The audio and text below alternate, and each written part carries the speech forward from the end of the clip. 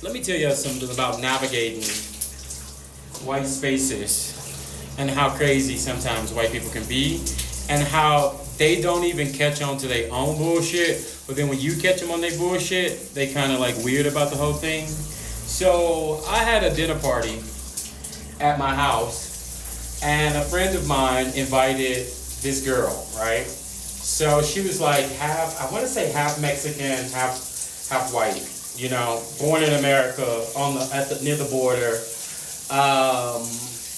And when we first met, I just want to say also, I always have issues with white women. I just don't know why. I think they're the most conniving little things in the world, but I think I see through them and they know I see through them, so then we always have an issue. So she comes in, and the first thing she says was, you know, nice to meet you, da da da da.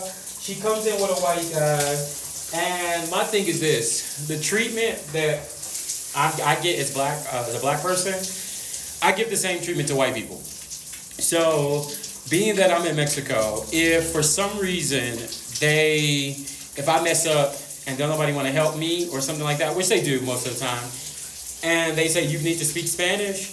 If a white person come in and does not speak Spanish, you need to speak Spanish. I'm gonna speak Spanish. I don't give a fuck. It ain't none of my problem. You came here. So the same treatment I get, I ain't trying to help you. We ain't finna kumbaya because you American and I'm American and you speak English. I'm speaking Espanol. No habla inglés. Ese es porque yo vivo en Mexico. So if that's how you want to feel, that's just how it is. So let me get back to this hoe. So the first thing she says is, oh, thank you so much for inviting us. I was like, well, your friend invited you, but yeah, I get it.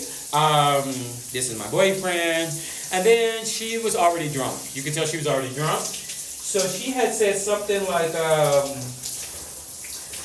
oh, by the way, just always like to tell people that are actually cooking that, like, when I was in my last relationship, it was really abusive, and the guy basically beat me in my sleep. So I can't smell, nor can I taste. I said, okay, that's cool with me. So as I finished cooking, you know, fried chicken, macaroni cheese, sweet potatoes, greens, cornbread, you know, I made the things, right?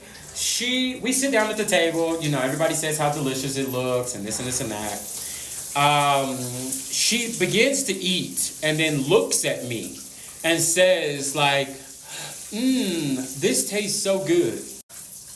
Now the shock on my motherfucking face as she did that, as if we didn't just have a conversation where you said some man whooped your ass, I was just a little confused. And I was like, oh, this white girl games. That's the white girl games, cool. So I ignored her. I just completely ignored her. I didn't even say nothing about it. I just looked at her one time like, bitch, you know what you said. So it's weird that you saying that, and it's weird that you coming to me about how it tastes when you just said that you don't like when people do that. But now I feel like you playing in my face, that passive aggressive shit. So as the night progressed, she basically, in so many words, just kept antagonizing me. I ignored her because I've learned to ignore white girls. Like, move Beth, Shelly, whatever your name is, move out my way.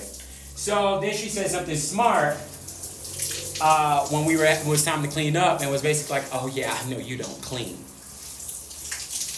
Historically speaking, bitch, I know you don't clean either. But we ain't comparing apples to oranges, are we? We ain't really doing that. Tomato, I guess, huh?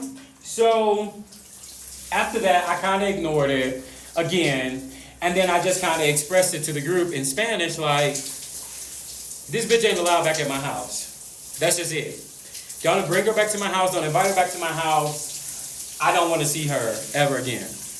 That's my only time I'm going to tell y'all that. So funny is, I saw her ass maybe 1 or 2 weeks after that, and she was speaking to one of the friends that had invited her.